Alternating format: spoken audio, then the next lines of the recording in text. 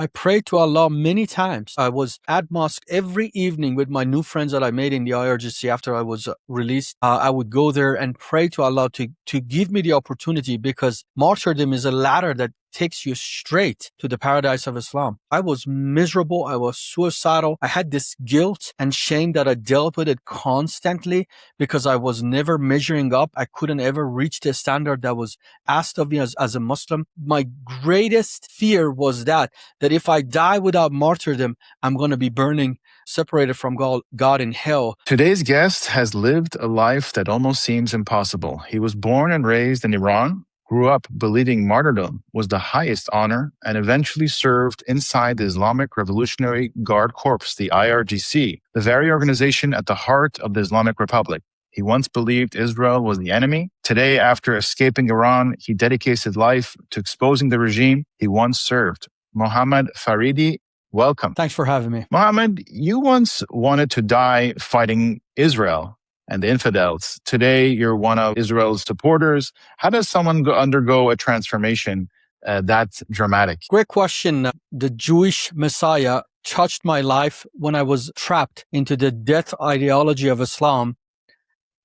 Everything changed. My eyes were open. Now it's been 20 years that I look back and I'm like, thank God for Jesus. Thank God for Israel. Now, when you look back at your younger self, do you even recognize that person? Do you recognize your previous life? I kind of have to remember that person to know where I come from, but I don't want to go there anymore. I'm a new man in Christ. All things has passed away, and behold, all things has become new. And truly, I had a transformation that it was so timely and so necessarily, or I would have destroyed my life believing the lies and the deceptions that was spoken over my life for so many years. Maybe we can go back to your childhood. What was it like living in Iran as a child? Take us through that timeline. For sure.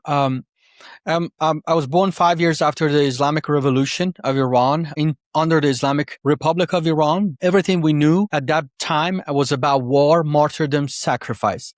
When I was born, Iran was at war with Iraq for 4 years, and they called our generation the generation of war because we were kind of born in the midst of chaos and bloodshed and rockets and all of that. When I was a toddler, when I was very small, I kind of remember my uncle that he voluntarily joined this war. He had 4 small children, and then he left and died for the sake of Islam. Our family became the family of martyrs. We were celebrated. We were honored. We were glorified. We have a streets to our last name in 2 cities. My uncle's mural is painted in the biggest mosque where my grandparents lived in the north of Iran. And we were kind of the poster child of Islam and what Islam could produce. And I was totally bred and marinated in the hatred of non-Muslims, especially the Jews and the Christians. I remember when we went to school, as young as I remember, first grade, second grade, doesn't matter. Elementary school, middle school didn't matter. Every morning before we make it to the classes, we had physical trainings, and then every child would says 1, 2, 3, 1, 2, 3, and then the next phrase was death to Israel, death to America. They made us walk on the flag of America and Israel before we make it to the class. It was painted always in the hallway of the schools, and we had to walk on them. And they fed us this hatred that the enemy is the Jews, the enemies are the Christians, and whoever backs the Jews, those are the enemies. And it is an honor to sacrifice our lives, fight them, and die for the sake of Islam. That's the greatest honor you could receive. And there were so many programs, so many TV series and stuff like that that would show that the Palestinians are being just like today, that the Palestinians were enduring so much injustice, and they're the true victims, and they're the oppressed, and the oppressor is Israel, and we have to defend them with all we got. Our goal is to liberate Palestine and the Palestinians, and that was the stuff that I grew up with. Now, looking back now, how much of what you believed as a child was propaganda? I would say 100% of it was absolute propaganda. Everything layer by layer. After Jesus touched my eyes and opened them. I could see we had no reason. Iran has no business to manipulate and be in Lebanon, be in Syria, be in Iraq, be in Yemen, finance terrorism, train terrorists, the militias, the proxies. They have no business. But they see themselves as the guardian of Mahdi, the 12th Imam. This is their divine destiny by Allah, that they have been given the resources of the country of Iran. They're exploiting that and are financing this hatred, this propaganda, and the actions that comes with it. Do you think this is all coming from Islam, or is there some other motivations that they have? It comes from the pit of hell, which produces things such as Islam, leftism, and wokeism, and all of that. If you look at it, they all have that spiritual hatred. There is no logical reason. You cannot rhyme or reason with them. They just have this spiritual hatred for the Jews and the Christians. Now, what happened if somebody questioned Islam back then when you were a child? Well, I tell you my personal story of when I was 7 years old, 8 years old. I was standing before Allah. I washed myself with cold water, and I was thinking I'm praying to Allah. And we being Persians, we speak Farsi. That's our mother tongue. Many people think we speak Arabic. But then I was standing before Allah trying to speak Arabic to Allah. And then I asked my mom, is God only hears my prayers, understands my prayers in Arabic? And then as soon as I said that, she got really upset with me. And then she started quoting chapter 5, verse 101 of the Quran that says, in matters that have been revealed to you, you do not ask questions. If you ask questions, it leads to doubt, and doubt leads to sin, and Allah will burn sinners in hell. And that was the answer to my curiosity. And at that age, anything questioning, anything criticizing about Islam, it is harshly punished. That's why they have the blasphemy laws, and any sorts of, even you being a Muslim and you go to a mosque and ask any questions that is kind of gonna shake the boat, it's gonna cause tremendous problems. So do you think fear was the regime's, and still is, the regime's most powerful weapon? It is. It is the fear, and everything is motivated by fear and death, because constantly you have to be afraid of the grave, you have to be afraid of hell, you have to be afraid of this regime, which is the representation of Allah on earth. Now, when you joined the IRGC, did you believe that Allah had personally chosen you, that you were fulfilling His will to do this? Well, it's not quite like choosing. However, when you finish your high school, you're healthy, you're male, you have to serve 2 years. But when I stood in that line, they put you in different lines, and then they kind of assign the branch or the place that you're going to serve for the next 2 years.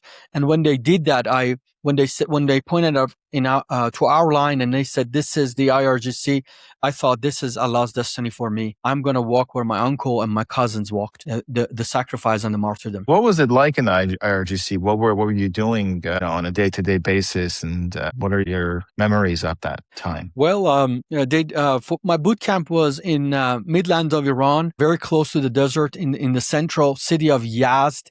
That base is up now. I have heard that it's been destroyed, but that was my boot camp. We were trained to be soldiers like any other armies, but there was so much spiritual activities that we had to be involved in. It wasn't just like physical trainings and boots and doing physical training and learn how to be obedient. That was part of it, of course, but then we had spiritual training, such as they wanted to keep the culture of jihad, the culture of martyrdom, the culture of sacrifice right in front of your face, in your heart and mind, alive and well, at all cost, at all time. We had so much singing about the martyrdom, the anthems, the things that we marched to. It was those type of eulogies. Part of the training, they took us to western side of Iran. It was a type of a mission trip that they called it On the Path to Light. We went there, and then when we arrived, before we got off the buses, they told us this is the holy ground watered by the blood of the martyrs, and we had to take our boots off, and then somebody would come and lead in eulogies of the martyrdom and the sacrifices that it takes to die for, to be honored, to die for Allah.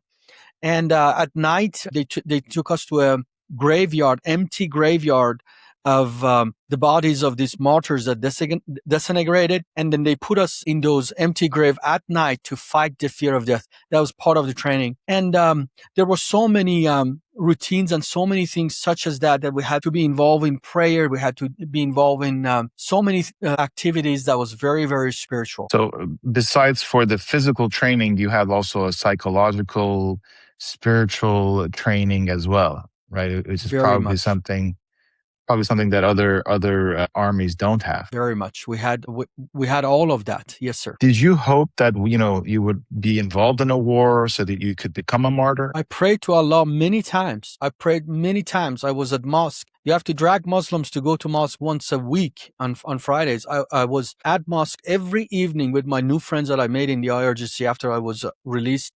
I would go there and pray to Allah to give me the opportunity, because martyrdom is a ladder that takes you straight to the paradise of Islam. And my life wasn't butterflies and flowers. I was miserable. I was suicidal. I had this guilt and shame that I dealt with it constantly because I was never measuring up. I couldn't ever reach the standard that was asked of me as a Muslim. We Shia Muslims, we self-flagellate.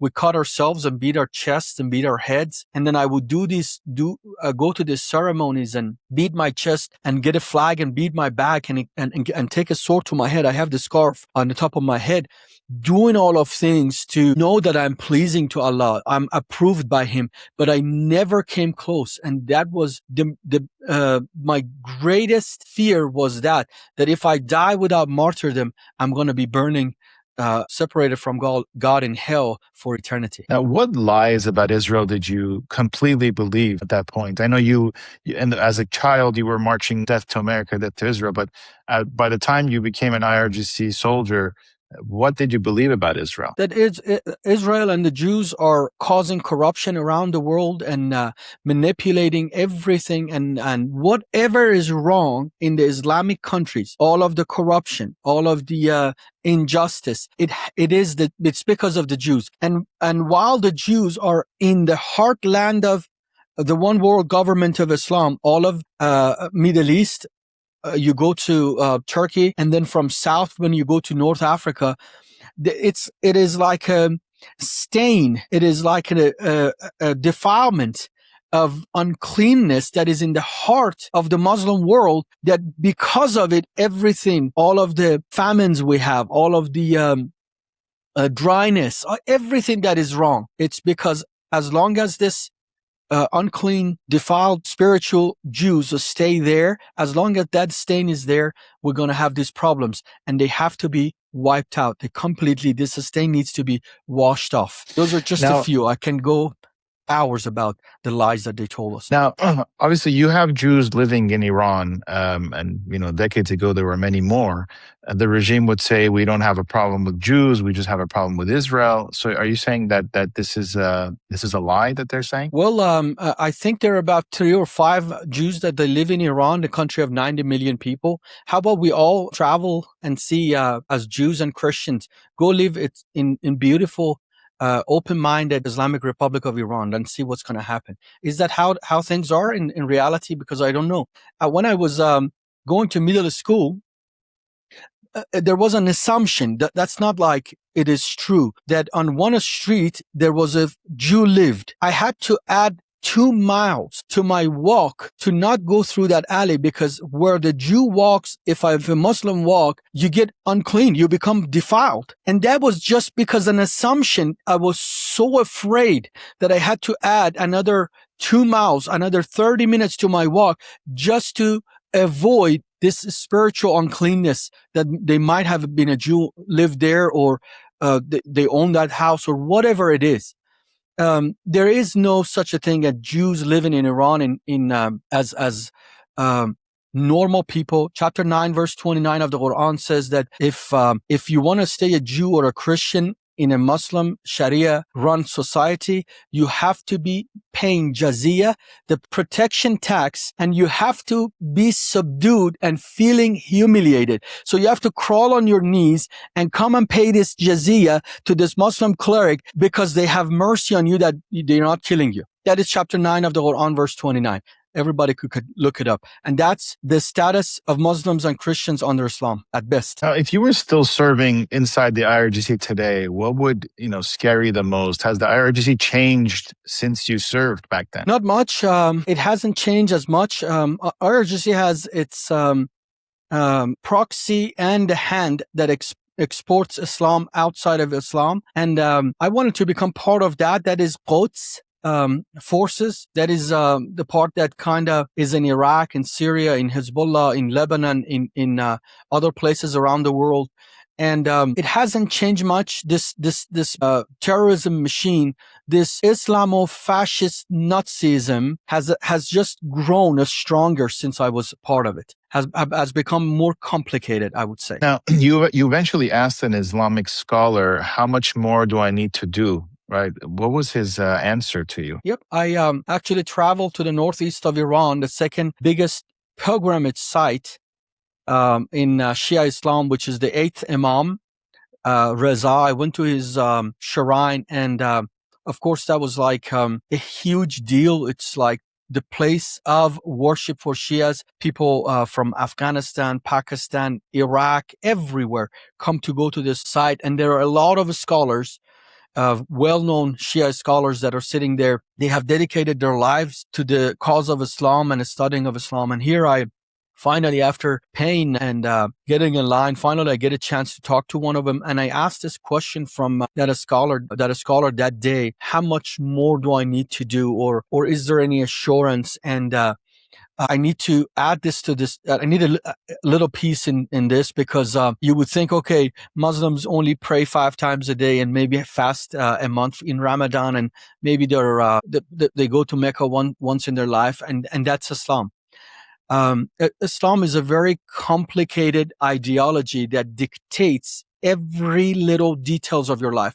As much as you travel, as much as what you wear, as much as you eat, everything. You're obsessing about these rules and regulations. And then you come to the Shia, the sect we were from, and then you have all the morning sessions and commemoration of Muharram and the self-flagellations and putting mud on your body and acting to be sorrowful about, mournful about the events that has happened in Shia Islam. I mean, I was doing everything, every breath, every minute, every second of me was consumed by the Islam and Shia Islam.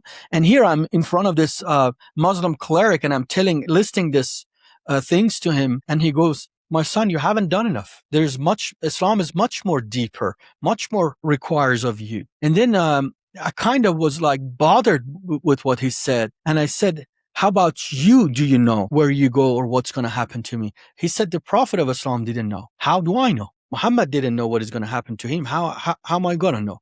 And how you going to know?" And it just, I went to get answers. There was such a sense of hopelessness after that conversation happened to me that I could not see a way out other than martyrdom. Out of this miserable life that Islam offers, hopeless and miserable life that it offers. Do you think that's why so many Muslims want to become martyrs, because of that feeling? Very much. But there's a doctrine in Islam, that is some of it, but there's a doctrine in Islam that teaches you hatred. It's called al-wala wal-bara. You can look up this doctrine. Chapter 60, verse 4 of the Quran tells Muslims, regardless of Shia Sunnis, this is in the Quran, this is the basis of everything Islam comes from this one doctrine. It is tribalism deified. So what is al-wala? Al-wala is loyalty and love for the Muslims, disloyalty and hatred toward non-Muslims. And that's they teach you all of this hatred. They tell you you're the best kind, best religion. You have the most perfect religion, but your religion has no answer for humanity. When you think about it logically, then you cannot question it. And then you're constantly dealing with guilt, condemnation, and fear. And then the more you pray, the more you hit a total blockage, the total emptiness, total nihilism. All of these combinations drags you to a point that you see no sense of hope, no sense of future, no sense of purpose, other than dying for the sake of Allah as a sacrifice, killing the infidels, the people you hate, and then at least I lost this life, but I'm going to have the eternal life with Allah. And that's the only guarantee you have. Tell us about your friend Rasul. He came into your life. What was different about him? And, what did you learn from him? Sure. When I finished my military service and I was praying to Allah for the opportunity to die for His sake, imagine a 21-year-old. My God, well, how far from everything I was, how lost I should say I was. And I had this friend of mine that he was medically exempt from military service. He's 3 days older than me. So we were on and off in a school. We grew up together. His mom and my dad were co-workers in the hospital. And then when I went off to military service, he did not. And we had this 2-year gap, a little over 2 year of a gap. When I came back, I tried to get a hold of him. We hung out, and that day I saw the change in him. And he carried such a peace that it looked fabricated, it looked unnatural. And I just pressed on him and questioned him. And then he finally told me that this happened in Iran. He truly put his life in danger for my sake to tell me about Christ and Christianity.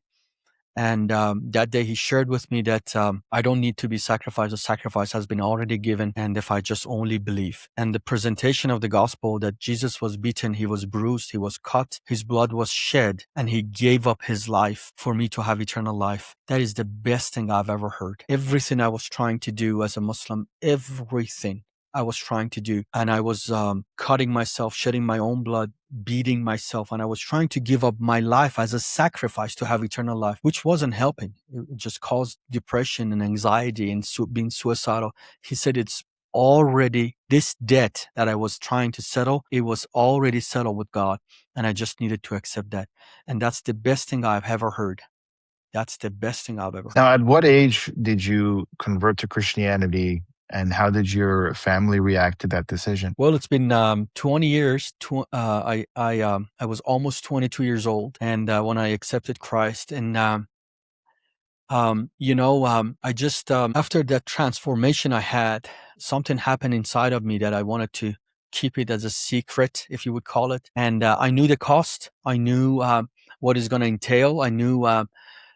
If I just go about and announce this change, everything is going to come down crashing. But I thought I'm going to just keep this to myself till I am for certain. I just didn't want to do another thing and then say, okay, I'm going to go make an announcement everywhere. But when you're a Muslim, because it's such a hypocritical religion that is always in right up your face, because if you look at Muslims, they have all the mosques in the world. They have all the houses in the world, but they have to pray on the streets. They have to throw their mats on and block the passages, runways, walkways, parking lots to pray, because it's such a display of hypocrisy. It's religion for other people, not for yourself. And here, when you don't practice Islam, you already make an announcement. Everybody in our home was noticing, I'm not going to the mosque every evening. I'm not watching the sermons. I'm not hanging out with the same people. So the suspicion was brewing in our home. And here I was trying to keep it quiet. And then one evening in the act, I call it in the act, my dad walked in my room and caught me while I was praying to Jesus and trying to keep secretly. But then I argued with him, and he was a very violent, very physically violent and abusive. And he kicked, I shouldn't say he kicked me out. I ran away for my life from our home because he came after me and started beating me up. So you feared that you would be killed. I know in Islam, the apostasy is a death penalty, right? Apostasy under the Sharia of Islam is punishable by death, and you're doing a good thing. You're doing a service because you're now you're removing a traitor. You'll be rewarded for it. It's just not legal. It's rewarded. How did you ultimately escape Iran? Well, I lived in Iran, in the underground church of Iran, which is the fastest growing evangelical church in the world, for the next 3 years. I was very active, and I was just living my life. But in 2008, the network of the churches I was part of, they got many of the believers, they got arrested, kidnapped, thrown in prisons. And it was just, when one person is compromised, the whole network is compromised. This evil regime forces anybody to talk because of the torture, the rape, and the things that they do to the people. And I just knew if I stay, it's going to be prison, and God knows worse. So at that time, I escaped, and went to Turkey, and then eventually, by the grace and the mercy of God, I ended up in America. Israel is fighting people who think the way you once thought. Do you think that Israel truly understands its enemy, that truly understands this regime? I think Israel does. Western people don't. Most of the Christians in the West, they don't, but I think Israel does. And after October 7th, 2023, I think the mind of the government, the people who are inside Israel, and they are the ones that are in charge of Israel as the government, as the ruling people. I think now they understood that, and I see that they went after Hamas and Hezbollah and the Houthis and Bashar al-Assad, which was in the pocket of Islamic regime, Hashd al-Arabi of Iraq. I just see that the dominoes are falling, because those were, every one of those groups I mentioned, they're the proxies financed, trained by the IRGC and the Islamic regime of Iran. And now they're at the point that they're dealing with the head of that, the head of that octopus that has all those tentacles that are, they supposedly created the axis of resistance that goes around to get to Israel to eliminate, as Ayatollah Khamenei famously said, we have to wipe out Israel from not only from the earth, from the time. And I think Israel understands that after October 7th, 2023. I think they have made that determination that only dealing with the tentacles, it's just going to be continual havoc, continual terrorism, continual murder. And they need to deal with who finances it, who trains it, who supports this evil that is the regime that now currently rules and occupies Iran. Now, we know that Israel took out Ali Khamenei. How important is he to the Islamic Republic? How did you look at him growing up?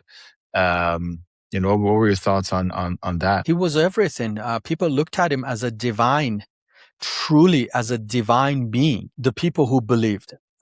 Iran has changed. This past 47 years of oppression, of occupation, of colonization of our nation by this evil regime, Iranian people have awakened. I can cite to you many studies, many surveys that the Iranian people are furthest away. If you cannot put them side to side with another nation, that the people of that nation are so against their regime, so against their government, so against the ruling class. There are no other example. Iranian people have been disillusioned and disgusted by this evil regime that does not represent them, does not represent the Persian culture. The hatred that this regime has for the Iranian people was manifested in January of this year when they killed over 50,000 Iranians, and they laughed. There are videos that they came out that these people, that this regime hates Jews as much as hates the Iranian people. And but Ayatollah, the supreme dictator, this evil Ayatollah of Iran, was looked as divine, and nobody believed this person could even die, because now he's at 84, 85 years old. He's healthy. He's made those speeches, and he would come out.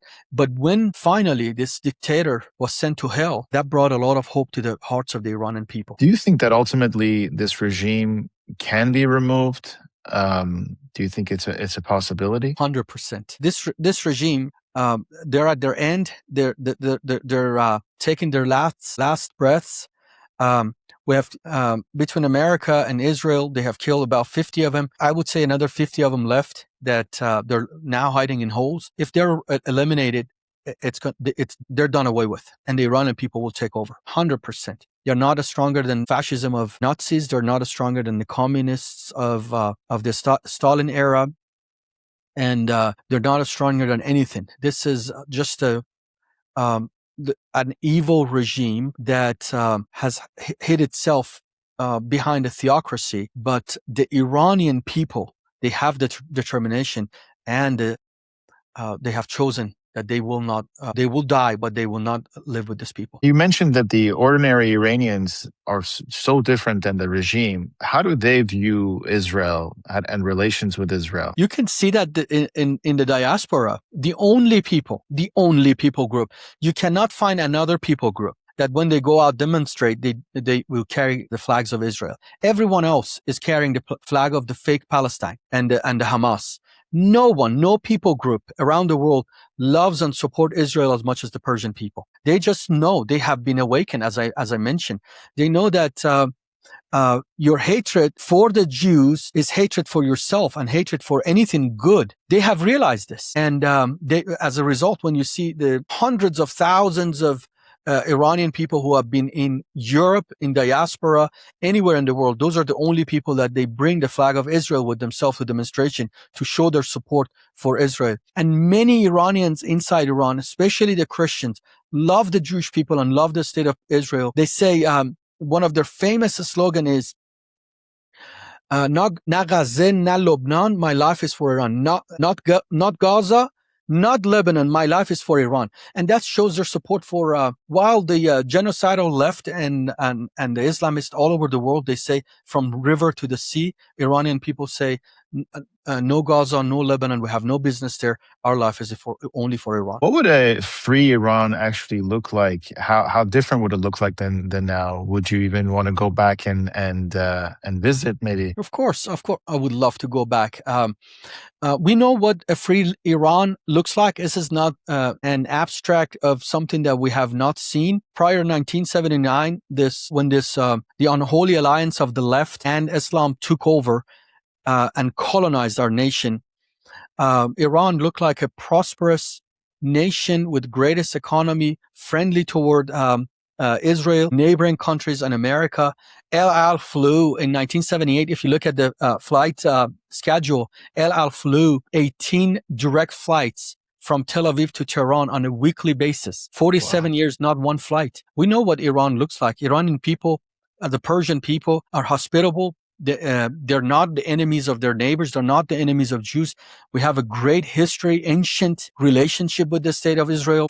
Goes back to Cyrus and Darius and the tomb of Daniel, Mordecai, Esther. All of that is inside Iran. Iranian people now they have been taken hostages for the past 47 years, exploited by this evil Nazi Islamo-fascist regime, and they can't free themselves. They're hostages. Their hands are tied. They're thrown in a prison. They cannot get out. They need the help of the outsider to come and help them out. But when that happens, Iran, America, and Israel, they will have the only true ally in Middle East, which is going to be Iran. Is this fundamentally a military war or an ideological or a spiritual war? And if it's the latter, how come nobody speaks about it on the media? Well, it is a spiritual war, but the spiritual beings use physical bodies to fight. So you just can't say, I'm going to sit and pray. You need, they're not also, the Muslims are not only praying. Yes, they're praying and praying in quotation. They're cursing Israel and America and everything else. However, they're using and advancing in technology by drones and all of that things. And you cannot fight that kind of war with prayers and say, okay, it's spiritual, let's pray about it and sing worship songs. You have to attack these people. You have to get rid of them, and you have to use much greater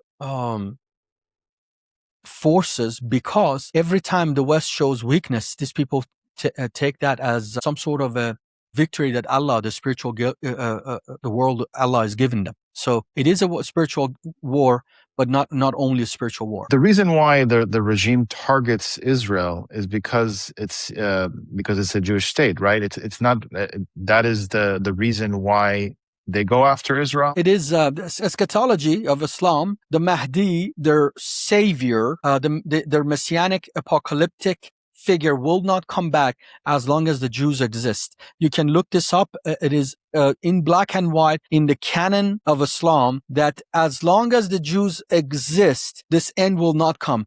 The self-diagnosed prophet of Islam commands Muslims to fight Jews and then to kill them, and the Jews will hide behind the stones and the rock, and then tell the Muslims, come back, that tree or a stone is going to tell spy on the Jew and say, hey, come here, Muslims, there's a Jew. And when October 7th, that atrocity was happening, actually, when the Jews were running for their lives and they were hiding, Muslims around the world, they were thinking their eschatology, their end time is about to happen. Now, Can you talk a little bit about the divide between Sunni and Shiite? I think a lot of people don't understand that there is a big divide between them, right? On the surface, Hamas is a Sunni group.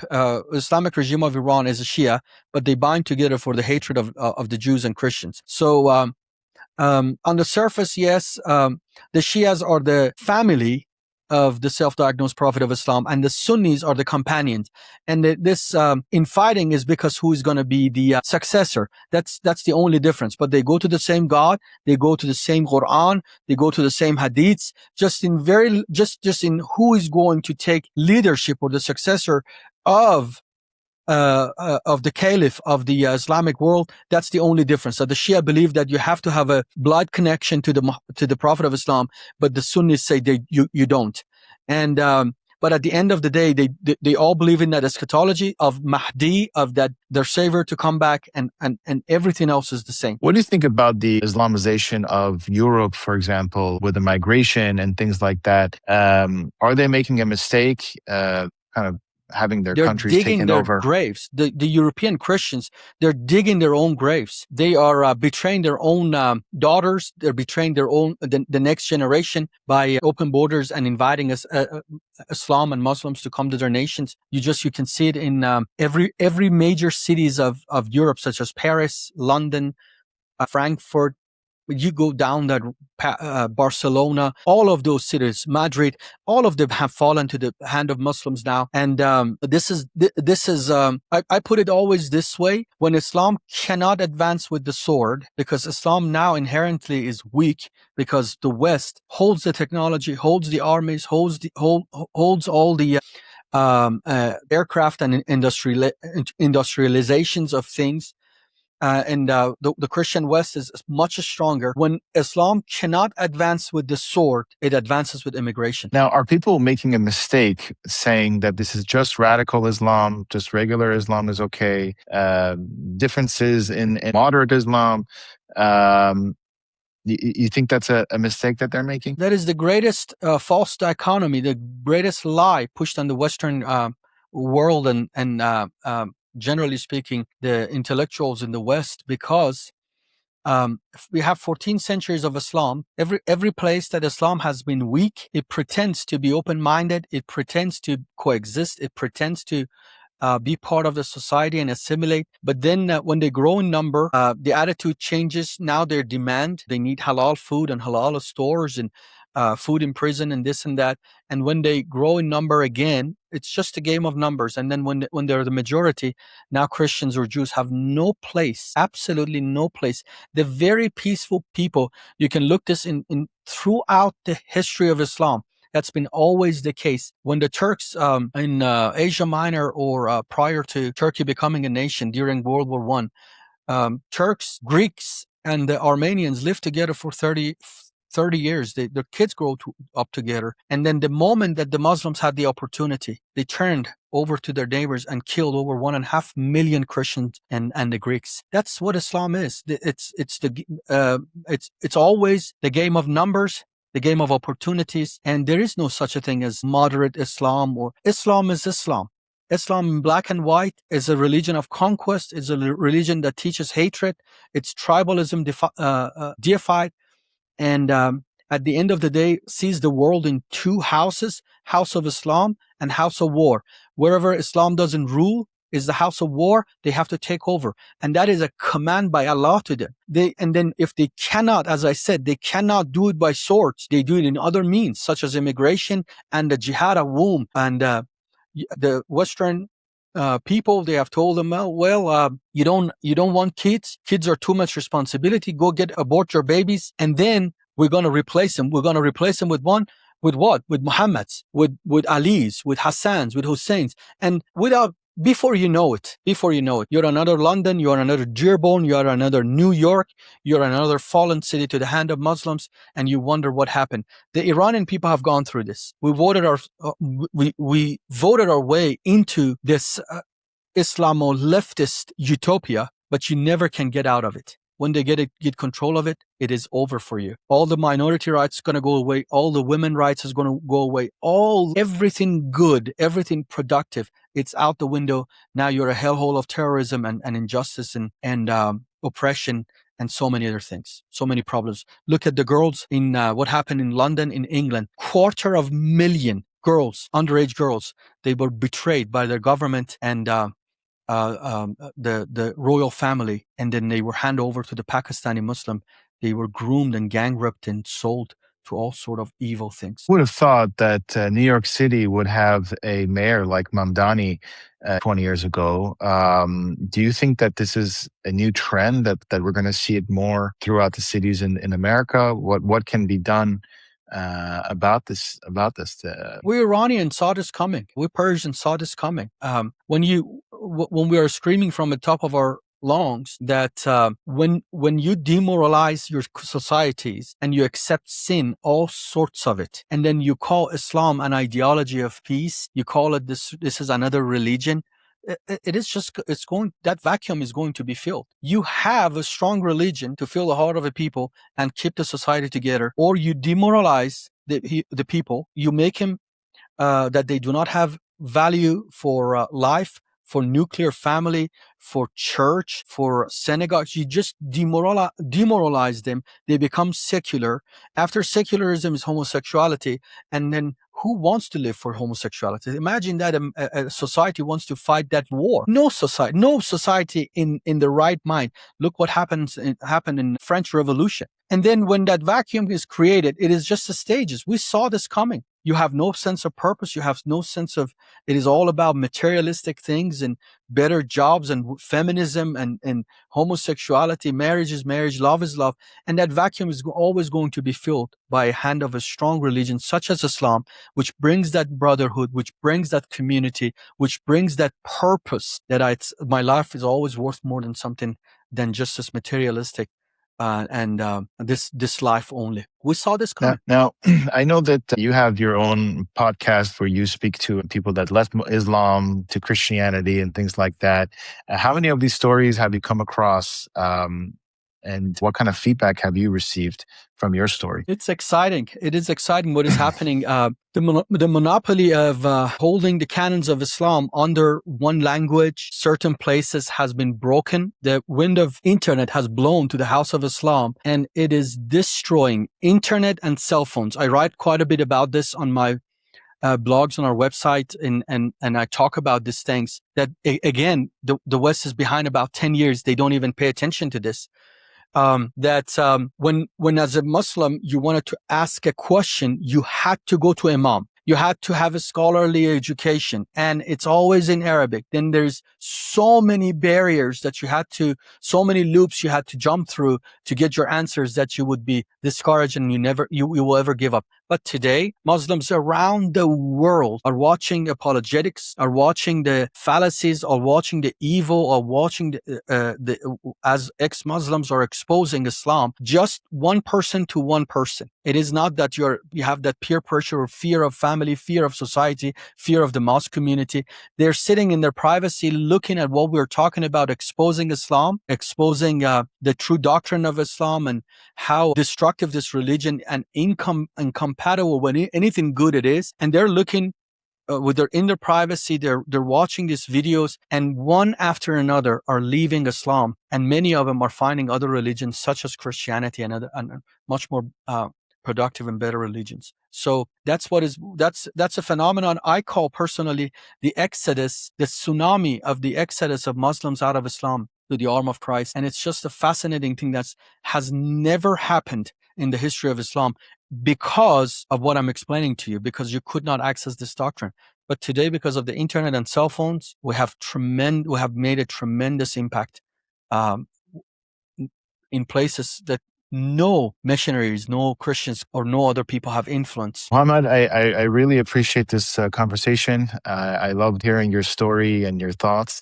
How can people find you and stay in touch with you and your organization? Thank you. If you search my name, Mohamad Faridi, the way it's spelled on the screen, you can find my stuff. My YouTube channel on our website is IranChristians.org, IranChristians.org. And You can find me, my writings, my contents, all of that is out there, and I'll be glad to have any ex-Muslim that is watching this on the show. We love the stories of these people that they have been awakened the same way that I have been awakened, and I'm just glad to be part of it. Thank you, Mohamad. Wishing you the best of luck and success in the future. Appreciate you. Thanks for having me.